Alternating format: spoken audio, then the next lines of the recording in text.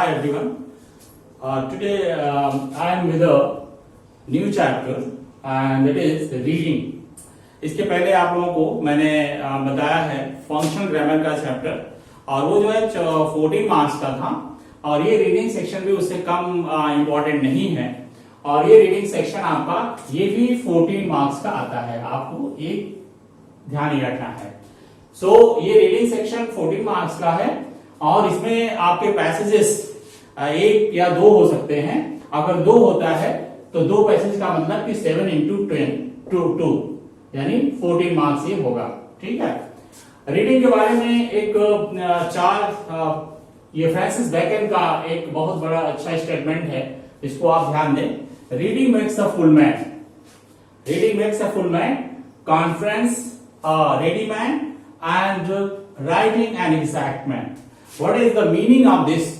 कि रीडिंग जो है, रीडिंग की जो हैबिट है, अगर आपकी रीडिंग अच्छी है तो रीडिंग की हैबिट आपको एक फुल मैन बनाती है।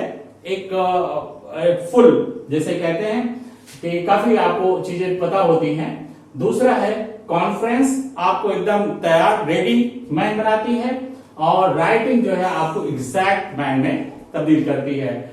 रीडिंग कितना इंपॉर्टेंट है इस चीज को आप ध्यान दे सकते हैं। रीडिंग कॉम्प्रिहेंशन आपके जो पेपर में आता है वो क्या होता है कि अनसीन पैसेजेज आते हैं, अनसीन पैसेजेज आते हैं। ये पैसेज एक हो सकता है या दो हो सकता है, जैसे मैंने आपको बताया एक भी हो सकता है और दो भी हो सकता है। अगर एक होता है तो टोटल 14 मार्क्स का है, अगर दो होता है तो 2 इंटू 7 यानी 40 मार्क्स का ये होगा। अब इसके अंदर अनसीन पैसेजेस के साथ साथ आपको वोकैबुलरी पे भी ध्यान देना होता है और वोकैबुलरी में आपसे जो चीजें पूछी जाती हैं वो होती हैं सिनोनिम्स, दूसरा एंटोनिम्स, तीसरा वन वर्ड सब्स्टिट्यूशन और चौथा क्या है प्रीफिक्स या सफिक्स।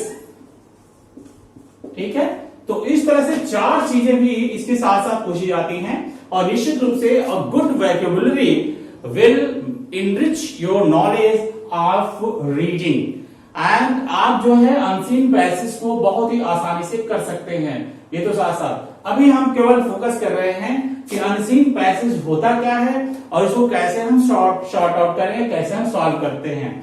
बहुत सारे बच्चे जो हैं इसको देख करके छोड़ देते हैं। हमें छोड़ना नहीं होता है, हमें करना ही होता है। और अनसीन पैसेज का मतलब क्या होता है आप देखिए, आप इसमें अनसीन का मतलब नॉट सीन और ये हमारे टेक्स्ट बुक में नहीं होता है, हम कहीं इसको टेक्स्ट बुक में नहीं पाते हैं। ऐसा देखते हैं कि हम अचानक से कोई ऐसा टेक्स्ट हमको मिलता है, अचानक से ऐसा कोई पैराग्राफ मिलता है जो हमने आज तक नहीं पढ़ा होता है या हो सकता है बाय चांस हमने कहीं पढ़ा हो, लेकिन इस तरह का आपको पैराग्राफ मिलता है, पैसेज मिलता है जो कभी आपने अटेम्प्ट ना किया हो, कभी आपने देखा ना हो। तो अनसीन का मतलब ये हो गया। और कॉम्प्रिहेंशन का मतलब होता है, कॉम्प्रिहेंशन का मतलब है कि ये वर्ड आपका कॉम्प्रीहेंड से बना है और इसका मतलब होता है अंडरस्टैंड, टू अंडरस्टैंड। तो कॉम्प्रिहेंशन का मतलब ये है कि टू अंडरस्टैंड और अंडरस्टैंडिंग। तो ये चीज आपको ध्यान रखना है कि अनसीन पैसेज जो आते हैं, कॉम्प्रिहेंशन के लिए जो पैसेज आते हैं उसमें आपको पैसेज को या पैराग्राफ को आपको समझना होता है, दिए गए पैराग्राफ को, और उससे संबंधित जो क्वेश्चंस पूछे जाते हैं, आपकी कॉम्प्रिहेंशन स्किल को पूछा जाता है। तो आप उस पैसेज को, उस पैराग्राफ को समझते हैं, उससे संबंधित आप आंसर्स देते हैं, ये ज्यादा जरूरी होता है। ठीक है, अब हम ये देखते हैं कि इसको हम कैसे सॉल्व करते हैं, इस प्रश्न को कैसे हम सॉर्ट आउट करेंगे जब हमारे पास कोई अनसीन पैसेज कॉम्प्रिहेंशन के लिए आता है। तो हम अनसीन पैसेज में एक पैसेज देने के बाद आपको क्या होता है कि उसमें क्वेश्चन पूछे जाते हैं कि ये क्वेश्चन इसका आंसर बताइए, इसका आंसर बताइए, और सबके आंसर्स आपको उसी पैसेज में, उसी पैराग्राफ में दिए गए होते हैं। आपको मेरा ये सुझाव है कि कैसे आप उसको करेंगे। तो टिप्स नंबर 1, हालांकि ये सबसे पहले ये लिखा होता है कि रीड द पैसेज और read the paragraph carefully and then answer the questions given below.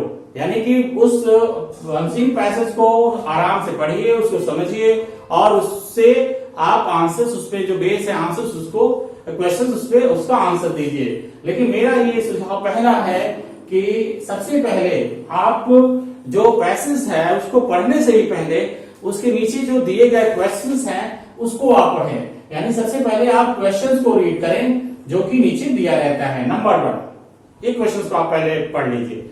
इसके बाद दूसरा जो है क्या है कि हम उस क्वेश्चंस के हिसाब से हम खोजते हैं कि ये वर्ड पर्टिकुलर वर्ड कहाँ आ रहा है, कैसे आ रहा है, उस चीज को हम खोजते हैं। अब हम पैराग्राफ में जाते हैं। तो पैराग्राफ में जब हम जाएंगे तो देखेंगे कि हमें आंसर खोजने में आसानी रहती है और इस तरह से हम कर सकते हैं उसको। तो नंबर 1 वो है। दूसरा ये कि इससे कोई इनकार नहीं कर सकता कि ये 4 चीजें हमारे पास जरूर होनी चाहिए। सिनोनिम्स का मतलब होता है कि दिए गए वर्ड, जो भी वर्ड्स दिए जा रहे हैं उसकी सेम मीनिंग क्या है, सेम मीनिंग। यानी ये पर्यायवाची पूछा जाता है आपसे, हिंदी में भी आप जानते हैं पर्यायवाची। तो सेम मीनिंग क्या होता है उसको बताना होता है। एंटोनिम्स मतलब क्या होता है, अपोजिट पूछता है। ये दिए गए जो वर्ड्स हैं, दिए गए जो पैसेज हैं उसमें से कोई ऐसा वर्ड दे देता है, कहता है इसका अपोजिट आप बताइए, इसकी एंटोनिम बताइए, विलोम शब्द बताइए। और तीसरा क्या है, वन वर्ड सब्स्टिट्यूशन, यानी कि वाक्यांशों के लिए एक शब्द, कोई एक वाक्यांश दे दिया है, कोई फ्रेज दे दिया है और उसका आपको मीनिंग बताना होता है। तो इस तरह का दे सकता है। चौथा क्या है कि प्रीफिक्स और सफिक्स दे सकता है। इसके बारे में, इन चारों के बारे में हम बाद में वीडियो में बात करेंगे, अभी हम फोकस करते हैं इस पे। तो प्रीफिक्स में क्या होता है कि कोई एक वर्ड दिया है और उसके पहले कोई दूसरा लेटर या ग्रुप ऑफ लेटर को हम लगाते हैं, कोई वर्ड लगाते हैं और इस तरह से एक दूसरा ही वर्ड बन जाता है, तो ये प्रीफिक्स होता है। सफिक्स क्या है कि कोई एक वर्ड दिया है उसके बाद में हम कोई दूसरा वर्ड जोड़ करके एक वर्ड बनाते हैं और वो होता है सफिक्स होता है। तो we will later discuss about the synonyms, antonyms, synonyms, substitution और प्रीफिक्सेस एंड सफिक्सेस। नाउ अभी हमारे पास जो क्वेश्चंस हैं वो है रीडिंग के बारे में, अनसीन पैसेजेस के बारे में, हमारे कॉम्प्रिहेंशन के बारे में कि हमें किसी पैराग्राफ का, किसी पैसेज की कॉम्प्रिहेंशन कितनी पता है, उसके बारे में हमें क्वेश्चन करना होता है। तो सबसे पहले मैंने टिप्स ये बताया था कि आप क्वेश्चन से स्टार्ट करिए, पहले क्वेश्चन पढ़िए और जो क्वेश्चन दिया गया है उसके अकॉर्डिंग जो है आप पैराग्राफ जब आप पढ़ेंगे तो आपको अंदाजा रहेगा कि किस क्वेश्चन का कहां पे आंसर दिया गया है। तो इस तरह से आप आंसर्स आप एक एक खोज सकते हैं। और साथ में हम इसके साथ ही कुछ चीजें और बताते हैं। सबसे पहली बात, ये फ्रांसिस बेकन की बात करते हैं। उन्होंने रीडिंग के ऊपर बहुत बल दिया है। आपने एक और नाम सुना होगा, शशि थरूर का, एक बहुत ही नोटेड पॉलिटिशियन के बारे में आप जानते हैं। लेकिन आपको ये भी जानना चाहिए कि he is a big speaker, orator, he is a big thinker, big philosopher. और उनका मैं एक वीडियो देख रहा था, उसमें उनसे पूछा गया कि आप इतने सारे वर्ड्स इंग्लिश के कैसे सीख लेते हैं, कहां से आप मतलब इतने सारे डिक्शनरी याद करते हैं। तो उनका फोकस क्या था, उनका आंसर क्या था?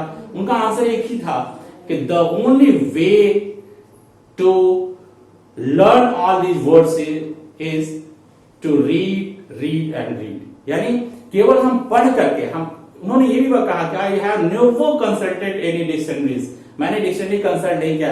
हालांकि मैं आपको ये नहीं कह रहा हूं कि आप डिक्शनरी कंसल्ट मत करिए, आप डिक्शनरी कंसल्ट जरूर करिए, आपके पास डिक्शनरी जरूर होनी चाहिए आपको अगर इस लैंग्वेज को, इंग्लिश को सीखना है तो। लेकिन पढ़ना, रीडिंग जो है वो बहुत जरूरी है। इंग्लिश पढ़ना है, इंग्लिश समझना, तो इंग्लिश को पढ़ना भी जरूरी है। तो आप उस चीज को जरूर ध्यान रखें कि इंग्लिश को पढ़ें, इंग्लिश के आप मैगजीन्स पढ़ें, न्यूज़पेपर्स पढ़ें, आर्टिकल्स पढ़ें और इंग्लिश को इंग्लिश में समझने की कोशिश करें। Don't try to translate each and everything. आप हर एक चीज को ट्रांसलेट करने की कोशिश मत करें कि हिंदी में ही हो तभी हम जान पाएंगे, ऐसा नहीं होना चाहिए। तो ऐसे केस में हमने जो टिप्स बताया है कि आप जो है पढ़िए, और जहां तक एग्जाम में बात है, आप कभी भी मटरिंग मत करिए। आप जो है जैसे बुदबुदाइए नहीं, आप जो है साइलेंटली पढ़िए और फास्ट पढ़िए। एक साथ जितने सेंटेंस दिए गए हैं उसको एक साथ पढ़िए, वर्ड बाय वर्ड नहीं पढ़ना होता है, सेंटेंस पढ़ना होता है आपको। फास्ट पढ़ना होता है, आपको समझने की कोशिश करनी होती है। You are not there to translate each and every sentence. तो जो वर्ड नहीं आता उसको इंग्लिश में भी समझने की कोशिश कर सकते हैं। नाउ हम आते हैं कि एक छोटा सा एक्सरसाइज करते हैं और उसमें देखते हैं कि हम आंशिक पैसेज कैसे कर सकते हैं। अब आप देखिए, एक यहाँ पे पैसेज दिया गया है, छोटा सा पैसेज मैंने नोट किया, लिखा है इसमें, और आपको एक बार मैं पढ़ के बताता हूं। तो पढ़ने से पहले इसको, जैसा कि मैंने पहले बताया था आपको कि कभी भी एक पैराग्राफ दिया जा रहा है, एक पैसेज दिया जा रहा है, तो ये हालांकि ये पढ़ना है, उसके बाद आपको आंसर्स देने हैं, लेकिन नहीं, बेटर ये है कि पहले आप क्वेश्चंस देख लीजिए कि what are the questions that are based on this paragraph passages. तो हमारा क्वेश्चन यहां से स्टार्ट होता है और ये पहला क्वेश्चन ये है कि what are the commonly used means of transport. ये मीन्स ऑफ ट्रांसपोर्ट आपको देखना है, ठीक, मीन्स ऑफ ट्रांसपोर्ट पर फोकस करना है। दूसरा क्या है क्वेश्चन कि what is the most amazing aspect of Bermuda. Most amazing aspect, सबसे ज्यादा अमेज करने वाले, सबसे ज्यादा आश्चर्यचकित करने वाला फैक्ट कौन सा है, इसको आपको बताना है। तीसरा है how does the government gate its revenue, यानी गवर्नमेंट गेट इट्स रेवेन्यू, कैसे, यानी कि गवर्नमेंट का रेवेन्यू का साधन क्या है, कैसे उसको रेवेन्यू मिलता है, कहां से उसको राजस्व की प्राप्ति होती है गवर्नमेंट चलाने के लिए। और चौथा क्या है कि आपसे सिनोनिम्स पूछा जा रहा है, और चौथे ये आपका डिसमेंटल और रेवेन्यू का, और चौथे में आपसे एंटोनिम्स पूछा जा रहा है, employment of debtors. So now अब आप जो है इस पैसेज को फॉलो करेंगे, इस पैसेज को पढ़ेंगे। Bermuda is the all pervading place where one can not find or sea literature, ठीक है, और graffiti anywhere. Roads have been kept narrow with the upper speed limit of 20 kilometers. The use of cars is discouraged. Bermuda operates an excellent network of public ferries and bus services, while mopeds and cycles form a common mode of conveyance. Common mode, commonly used, ये आपका एक word आया था, और यहां पर एक आ रहा है शब्द कॉमन, यहां पर नेटवर्क देखिए, public ferries bus services, while mopeds and, यहां देखिए mopeds and cycles form a common mode of, ये आपका आंसर यहां मिल गया पहले का। पहली बार ये पढ़े, हम दूसरी बार तीसरी बार नहीं पढ़ने, हमने पहली बार पढ़ा, और ये common used means of transport, और यहाँ पे mopeds and cycles form a common mode of. तो यानी कि इसका आंसर क्या है आपके सामने, मोपेड्स एंड साइकिल्स, ये आपका आंसर होना चाहिए, ठीक है, मोपेड्स एंड साइकिल्स, ये आंसर, यानी हमारा ये लिखना है कि मोपेड्स एंड साइकिल्स, यहां पे वार्ड की तरफ हमने क्या लिखा, mopeds and cycles are the commonly used means of transport. इसमें कभी भी आपको राउंड अबाउट वे आप सही नहीं करनी है, घुमा फिरा कर बातें नहीं करनी है, आपको सीधे सीधे जो क्वेश्चन जितना पूछा जा रहा है उतने ही आंसर देना है। आपको ये नहीं करना है कि आप जो है किसी चीज को घुमाइए, किसी चीज को और सेम वर्ड लिखिए, ऐसा कुछ नहीं है कि उसमें से हम पूरा का पूरा वर्ड लिख दे। दूसरा क्या है, यहां से अब आगे बढ़ते हैं कि at one time it had 10 miles of rail track that stand dismantled, ठीक है, इसे भी नहीं कहा। It is the self governing colony of the British, it is the third richest country because in the world and amazingly had no employment, amazingly, amazingly has no employment, no income tax and illiteracy। यहाँ पे एक word है amazing aspect of Bermuda. तो amazing यानी आश्चर्यचकित में आश्चर्य में डालने वाला चीज है, यहाँ पर ये वर्ड आया है amazingly, no employment, no income tax and no illiteracy, और यहाँ पे अमेजिंग एस्पेक्ट पूछ रहा है। तो तीन चीजें आई हैं, no employment, no income tax and no illiteracy, यही आपको लिखना है। तो यहां पर यही तीनों चीजें लिखेंगे कि no employment, no income tax and no illiteracy, these are the amazing aspect of Bermuda. यहां पर तीनों इस चीज को लिखेंगे, ठीक है।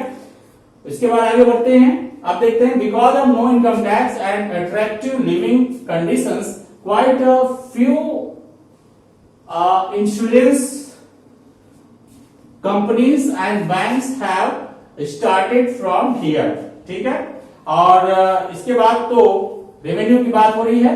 Much of the government revenues, यहां पर आ रहा है is derived from tourist trade like the entry tax. अब पूछा जा रहा है कि how does the government get the revenue, revenue कैसे मिलता है?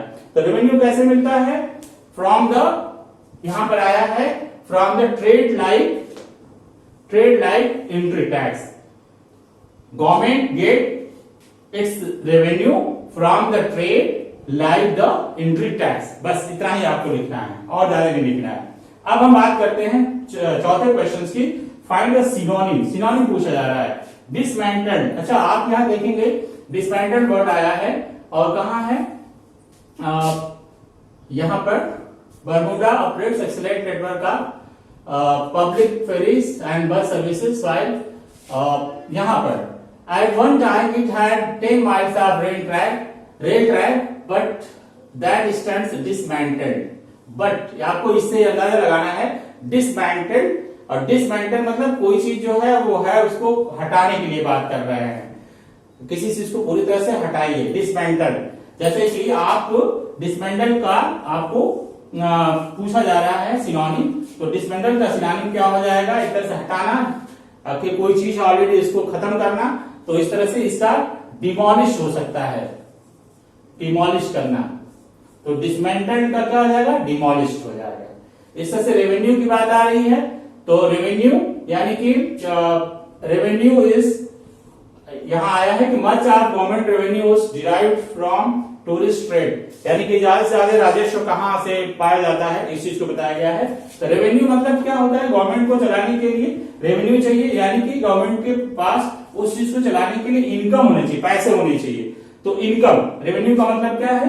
इनकम। इनकम, ये आपके दो सिनोनिम्स पर्यायवाची मिल गए, दोनों के मार्क्स आपको मिलेंगे। और उसके बाद एंटोनिम्स पूछा जा रहा है, उसका अपोजिट पूछा जा रहा है। दो शब्द आए हैं, एम्प्लॉयमेंट रोजगार आप जानते हैं, और अपोजिट क्या होता है? बेरोजगारी, बेरोजगार होता है। तो एम्प्लॉयमेंट से पहले आपको आगे इस चैप्टर में बताया जाएगा कि अगर कुछ ऐसे वर्ड्स हैं जिसको कि अपोजिट उसका बनाना है तो उसमें अन जोड़ देते हैं, यानी एम्प्लॉयमेंट है तो अनएम्प्लॉयमेंट, ठीक है। काइंड है तो अनकाइंड, तो इस तरह से अनएम्प्लॉयमेंट, बस यहां पर एम्प्लॉयमेंट के पहले अन जोड़ दीजिए, UN। अनएम्प्लॉयमेंट मतलब बेरोजगार, बेरोजगारी। और अट्रैक्टिव है तो इसका भी अट्रैक्टिव को अनअट्रैक्टिव भी कह सकते हैं, इसका अपोजिट कह सकते हैं, इसमें भी अन लगा सकते हैं। और चाहे यानी अट्रैक्टिव मतलब आकर्षक, तो जो चीज आकर्षक न हो जिससे हम दूर भागते हो, तो इस तरह से अनअट्रैक्टिव, या एक और वर्ड हो सकता है रिपेलिंग। रिपेलिंग मतलब जैसे उससे दूर भागने वाली चीजें। तो इस तरह से देखेंगे हम कि बहुत सारे पैसेजेस जब हम करते हैं तो उसका क्या तरीका है। तरीका ये नहीं कि हम किसी पैराग्राफ को, किसी पैसेज को देखने के बाद हम अचानक से बहुत ज्यादा हॉरर में आ जाए, बहुत ज्यादा डर जाए कि हम कैसे करें, नहीं। हमें जैसा कि हमने बताया कि आपके पास वर्ड पावर होना चाहिए, इसमें कोई दो राय नहीं कि आपके पास मैक्सिमम वर्ड्स हो, maximum synonyms, antonyms, word not substitution और ये सारी चीजें हो, वो तो अलग बात है। लेकिन ये आपको क्वेश्चंस को अगर नहीं भी जानते हैं तो भी आप इसको कर सकते हैं, और यहां से पहले यही पढ़ेंगे, इसके बाद ये चीजें करेंगे, ठीक है। तो इस तरह से आपको 7 मार्क्स और 2 अगर पैसेजेस आते हैं तो 14 मार्क्स आपको आसानी से मिल सकते हैं। इसके पहले वाले जो हमने 7-8 वीडियोस बनाए हैं, वो प्रैक्टिस भी मैंने उसमें दिया है, जो फंक्शनल ग्रामर का है, उसको आप देखेंगे और उसमें आपको 14 मार्क्स मिल जाएगा। और ये आपको 14 मार्क्स, तो 28 मार्क्स आउट ऑफ 50 आपको 28 मार्क्स मिल जाते हैं। तो हमको नहीं लगता है कि कोई दिक्कत है, आप सेफ जोन में हैं और आराम से आप परीक्षा को पास कर सकते हैं। खासतौर से डिप्लोमा वालों की मैं बात कर रहा हूँ जो कि विभिन्न संस्थाओं में पढ़े। इस समय आपको पता है कि लॉकडाउन का पीरियड चल रहा है, अभी भी चल रहा है, और क्लासेस जो है वो नहीं चल रहे हैं, क्लासेस नहीं हो पा रहे हैं, आपको प्रॉपर गाइडेंस नहीं मिल पा रहा है।